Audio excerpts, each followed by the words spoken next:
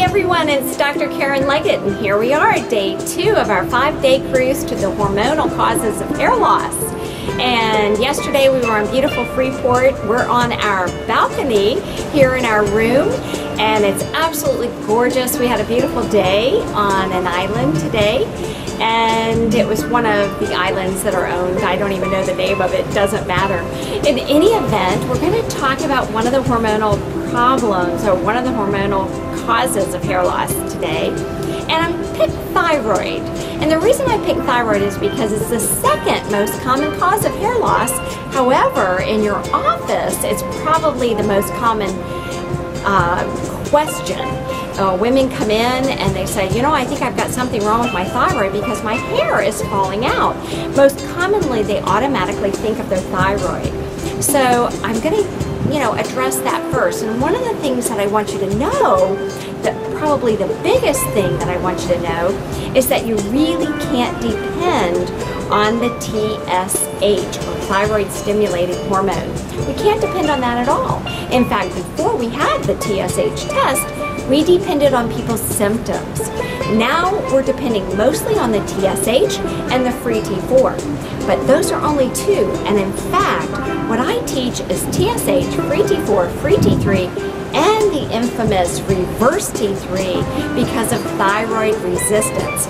So everything that you learned in medical school or nurse practitioner school or physician assistant school is very important, but what you have to remember is that's the baseline of what you need to know. From this point, you need to do more functional medicine, restorative medicine, anti-aging medicine to really understand the endocrine system.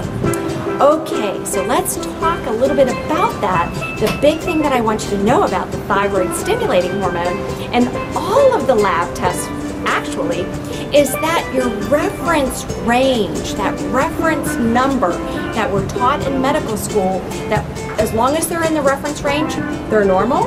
What you need to remember is the reference range makes up 95% of the population. Okay, so only think of that bell curve.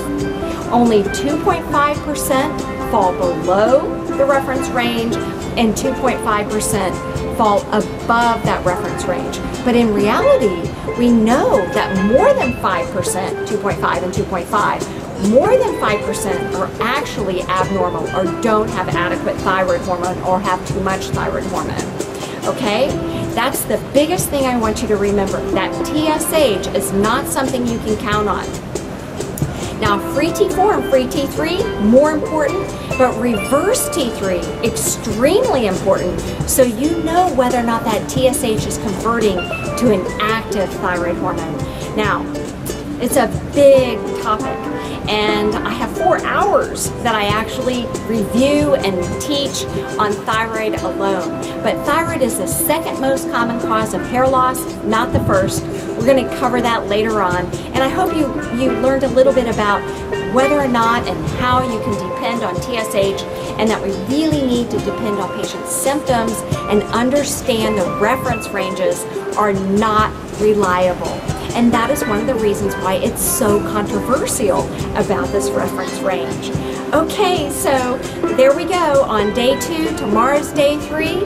We're going to talk a little bit more about another hormone. So I'll see you then. Have a great day. Bye-bye.